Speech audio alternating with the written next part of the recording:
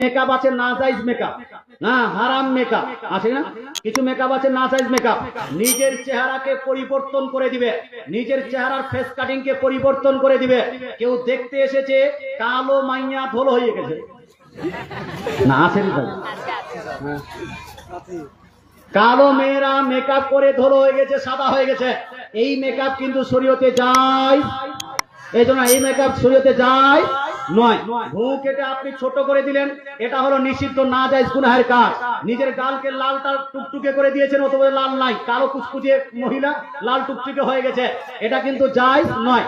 এটা জায়েজ তখন হবে সিম্পলি যদি নিজের স্বামী বলে, নিজের স্বামী যদি রাত্রিতে বলে যে তুমি একটু মেকআপ করো, আমি দেখতে চাচ্ছি ভালো কেমন লাগছে, তো স্বামীর কথাতে কেউ যদি করে নে, লাল গাল যদি লাল করে নে, এটা জায়েজ তো স্বামীর জন্য, কিন্তু মানুষকে ধোকা দেওয়ার জন্য নয়।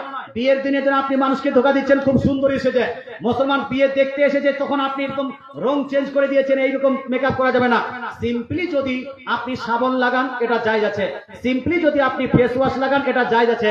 সিম্পলি যদি কিছু হালকা ফুলকা ক্রিম লাগান, এটা আপনার জন্য জায়েজ আছে। সুন্দর হওয়াটা নাজায়েজ গুনাহের কাজ নয়, তবে আপনি নিজেকে চেঞ্জ করতে পারবেন না মুসলমান। এবার প্রশ্ন হলো যে ওযু করার পরে এই আপনার ক্রিম ট্রিম লাগালে কি এটা ওযু নষ্ট হয়ে যায়? আমি বলবো না না, ক্রিম লাগানোর কারণে, ফেস ওয়াশ লাগানোর কারণে, অথবা কি বলছে পাউডার লাগানোর কারণে আপনার ফেয়ার হ্যান্ডসাম ছেলেরা যদি লাগায়, ফেয়ার লাভলি যদি মেয়েরা লাগায়, হোট পালিশ যদি লাগায়, হোট পালিশ বলছে এই যে মেরিল থাকে না, যে ঠোঁট ফেটে যায় আপনার লাগিয়ে দেয়, ঠোঁট ফেটে গেলে, তো এইগুলো যদি লাগায়, এতে আপনার ওযু নষ্ট হবে না। কথা বোঝা গেল? ওযু নষ্ট হবে না, এটার জন্য আপনাকে দ্বিতীয়বার ওযু করার কোনো প্রয়োজন নাই। ওযু নষ্ট হয় কি কারণে? ওযু নষ্ট হয় স্বপ্নদোষ হওয়ার কারণে, ওযু নষ্ট হয় ঘুমানোর কারণে, ওযু নষ্ট হয় হাই স্টার হয়ে গেছে, ওযু গোসল দুইটাই নষ্ট হয়ে গেছে, ওযু নষ্ট হয় বমি হওয়ার, মুখ ভরে যদি বমি হয়, তাহলে আপনার ওযু নষ্ট হয়ে যাবে। যদি বায়ু হয় অর্থাৎ হাওয়া বের হয়, তাহলে আপনার ওযু নষ্ট হবে। যদি পায়খানা হয় তাহলে ওযু নষ্ট হবে, পেশাব যদি হয় ওযু নষ্ট হবে। আর হানাফি মাযহাব মোতাবেক যদি রক্ত কেটে প্রবাহিত রক্ত বের হয়, তাহলে এটা তো ওযু নষ্ট হয়ে যায়। মুসলমান অন্য কোনো কাজে ওযু নষ্ট হয় না।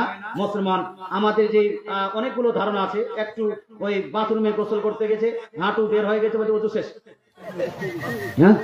বাথরুমে গেছেন, হাঁটু বের হওয়ার কারণে আপনার ওযু নষ্ট হবে না।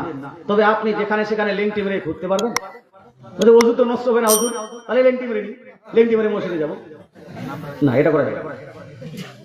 আচ্ছা।